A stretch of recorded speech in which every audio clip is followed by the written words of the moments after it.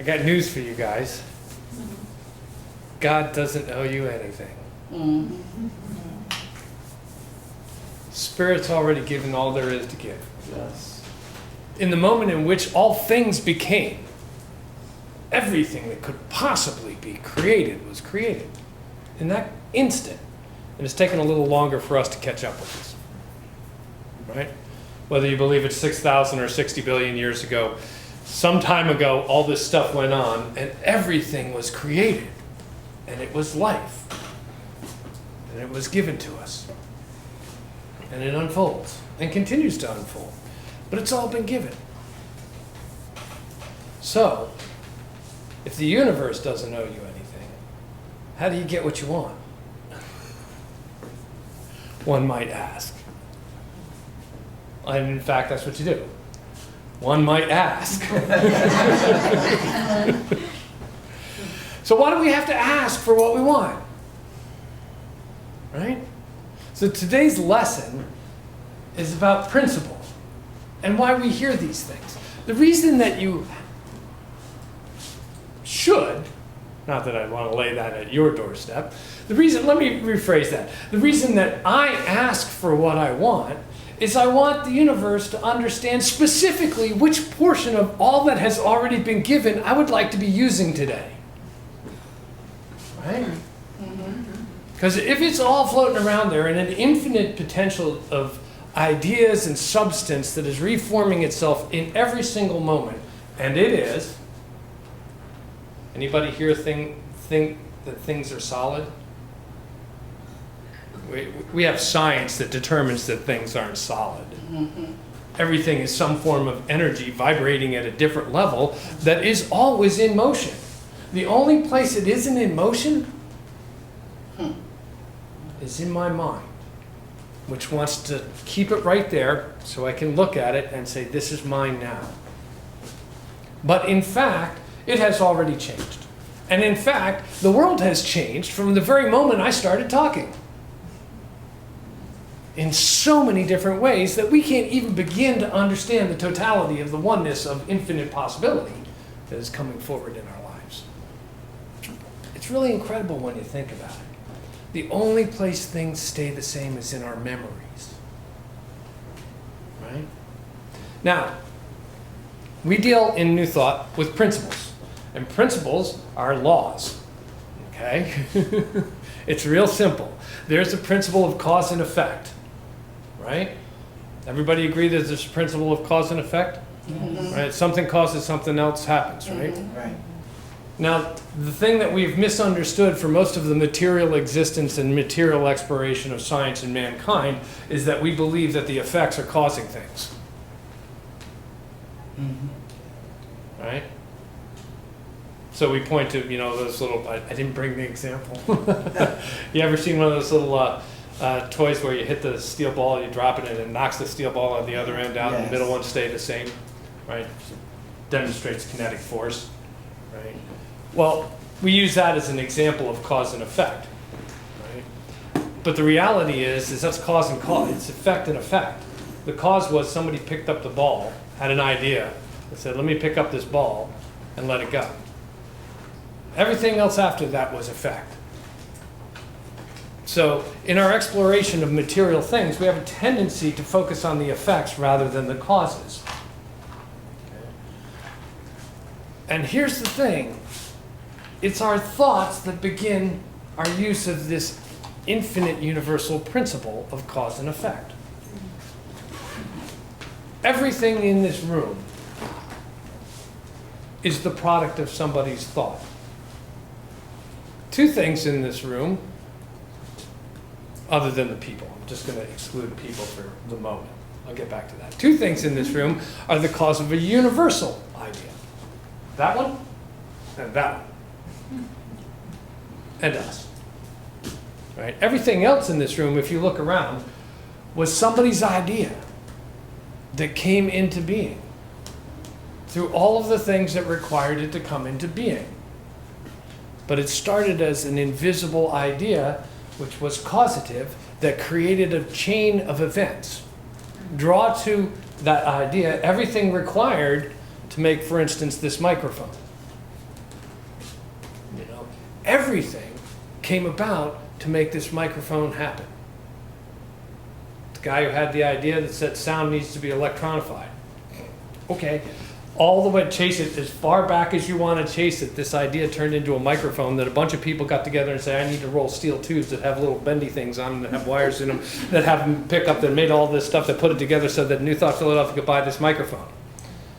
And we could record this thing, which is a whole different train of thought. But it starts with an idea. And it is our ideas where we have unlimited creative potential. Okay? And this is why we teach practical prayer. Is because practical prayer is one form of clarifying our ideas to understand what it is we are asking the universe to experience from its infinite pile of good. Right? So, I'm going to go agriculture on you. I just can't get away from this metaphor because it's so perfect. Anybody here garden? Okay, so a couple people do. Anybody ever here seen a garden? Okay, I want to get you all in the same room here. Anybody ever walked on grass? Okay, now I know I got you.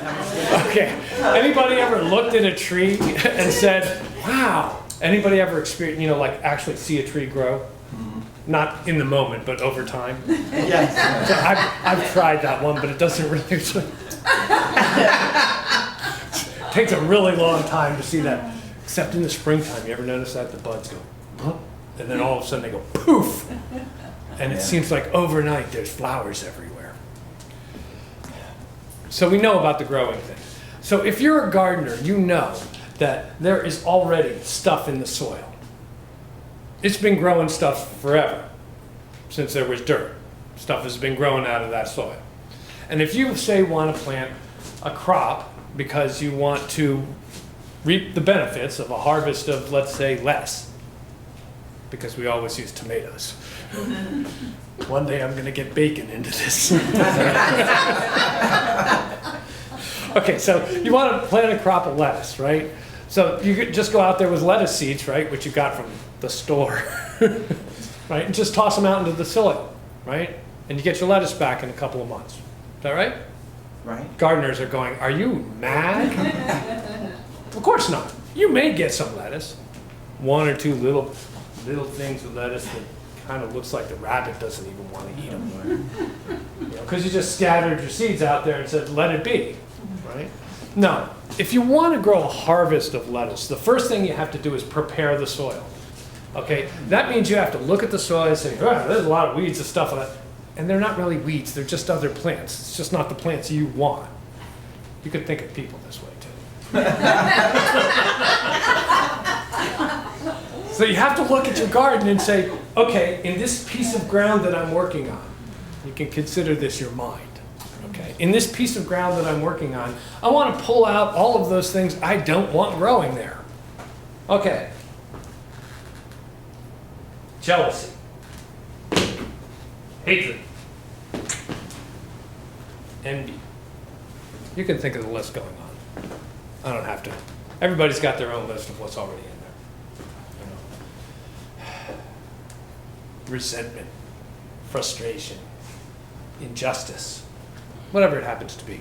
It's all floating around in the garden of your mind. And it's growing. Sometimes we're even watering that stuff. You ever think of that? Let me listen to the news. That's always good for me to water that stuff. Look what they're doing. Damn it. It's a universe of oneness. We're all one. There is no them. So next time you point a finger, say, look what I'm doing. Personalize. Get it right in your mind, because there's only one. So anyway, see, the first thing you got to do is weed your garden. And in your mind, when you have these ideas, sometimes they come unbidden to you. Ever get that? Mm-hmm. It's like somebody cuts you off and it's like, hey, I won't go there. Bless you! Something goes on in your mind that just gets this reaction of negativity, or one of those things that we really don't want to be experiencing, because it's not really fun to experience that stuff, but we do get used to it. because we've been planted with those seeds for a long time. So sometimes it's kind of hard to clear out the mind with all the things that are growing out of a real basic thing, and it's called fear. Every one of those things is based in fear. When you get down to the roots, it's fear coming up and sprouting in a number of different ways. So we need to root out the fear, which comes up as, I'm not worthy of this, it'll never happen for me, I'm not handsome enough, I'm not, whatever the I'm nots are. That's the fear that we aren't who we actually are. Because here's the good news. Who you actually are is you're a divine, radiant expression of an infinitely good idea, embodied in a unique and wonderful way, specifically to be you. Because Spirit required your presence right here and right now to experience life as you, for it. Everybody get that? You're God experiencing life individually. Because otherwise we wouldn't be here. That's who we truly are. That's who we truly are. And we're weeding that garden out of anything that's unlike that. That's what we want to plant our soil, or plant our seeds into, because if we really want lettuce, right? And we want it to be abundant, because you're not going to spend all the time and effort, right, of weeding a garden, fertilizing the garden, right? Doing all the things that you need to prepare the soil to get a good crop of what it is that you want, right? And then pull that from the ground to receive it. Now, the actual talk title was Open to Receive. And most people see that and say, oh, it's going to be an abundance talk. Yes, sort of. It is an abundance talk. Life is an abundant adventure when we pick the part of it we want to experience in life. When we clear our garden and we plant the seeds that we want to plant for the return and the harvest that we desire. But we really have to understand that there's competing thoughts. Look, when somebody gets really clear on this, amazing things, what we call miracles happen. Lazarus walked. That's some pretty clear thinking. Not bound by what we assume are the conditions that are not really a cause, but we think they are. Right? So I just use that example, not because I'm a Christian, but because everybody knows the story. It happens every single day, and we don't recognize it happening in our lives. Oh, there's my parking space. I just knew that was going to happen. Okay, so maybe it doesn't have the dramatics of get up and walk, but it certainly is convenient, right? And why shouldn't that be yours? Why shouldn't that be yours? There's a real simple reason. You don't want it. You don't really want it. You don't want to receive it. How many here are givers? I'm a giver. How many here are acknowledged receivers? Come on, guys. It's a flow. Part of the problem is we don't, it's like, I'm open. I'm ready to receive. Ever see that? Yep. I love you. Really? I mean, we do that in so many ways. Okay? We don't accept our good into our lives. It's like, okay, I've spread my seed and I've worked on this and I've, brought my lettuce up and it's grown abundantly and I've got to bring my friends in to truck it in, and so everybody is sick of getting the lettuce that I've been growing. It's usually zucchini. But if we turn around and we do all that work and then we turn our back on the garden, it just rots there. If we're not ready to receive the good that's coming into our life, if we're not open to receive all of the good, we will not get nurtured by it. We will not be sustained by it. if we shut it out, you know what, the one that I have difficulty is compliments. Here's good being reflected back to you.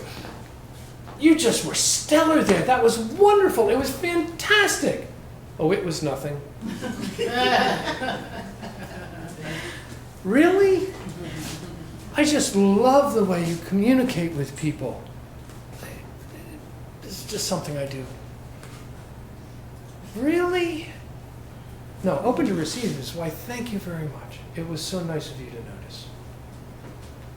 That's open to receive. And it just starts with a little bit of a compliment. And the next time somebody compliments you, you know, you could just be arrogant about it and say, you're right.